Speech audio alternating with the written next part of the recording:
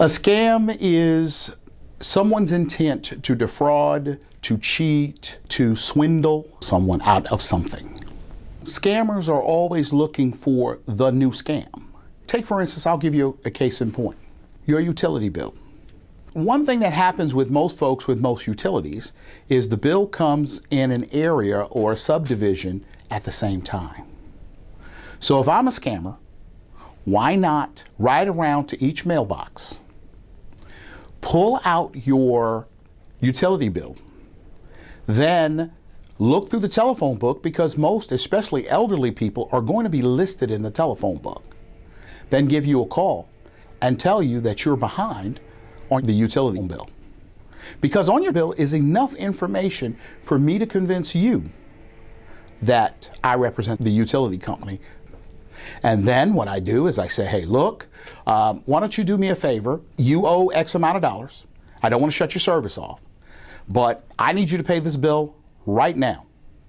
Now get this, what you could do is go get something like a Green Dot card. It costs you $2.95. You could put the amount of money that I'm asking you for on it. Call me back when you got it. And then I want you to read the numbers on the front of the card, then I want you to read the PIN to me. And just like that, you've been scammed. This card is like a lot of others that you may see, but it's probably one of the most prominent and well recognized. It's carried by most major retailers, and you can buy this while buying groceries. And don't get me wrong, Green Dot is a good company. It's just the way that the scammers are using it. We've even had folks tell folks that get your Green Dot card, and to prevent me from shutting off your services, meet me in the courthouse.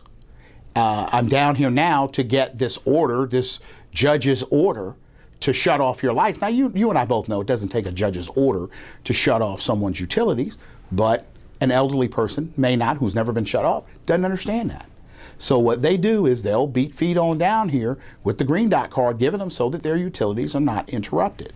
The elderly, a lot of times, are logical choices, and the reason why they're logical choices is because in my grandfather's and my father's generation, they believed that if they owed someone some money, that they were going to pay that debt. It's a bill owed, so it's going to be a bill paid. And unfortunately, as they get older, they think, well, maybe I forgot it. We've experienced cases where people that were on direct draft and that got this call, not remembering that they were on direct draft, and then sit down there, get the Green Dot card, and go make a payment.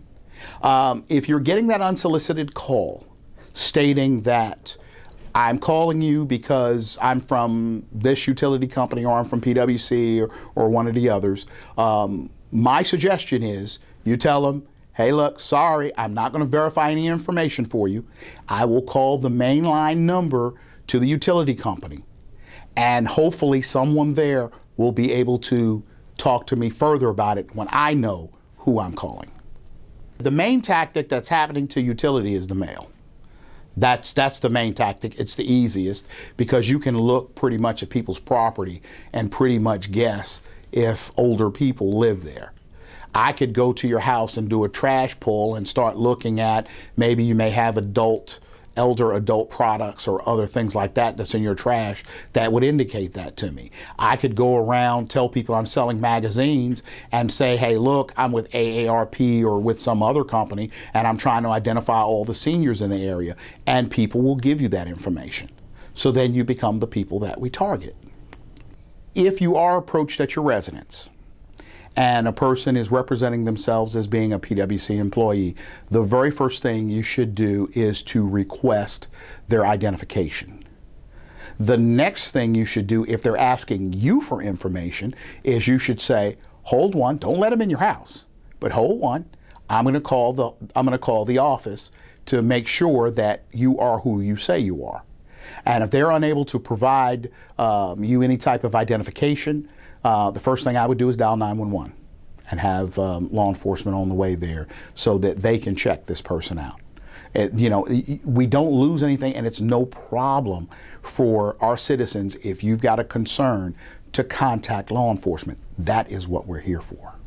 If you are a victim of this scam, there's a website to the National White Collar Crime Center through the FBI. You'll file a report online with them, and then what they will do is they normally disperse out to the local agencies what's going on. And now they can develop a suspect to where this person can be charged. Then it works out for everybody.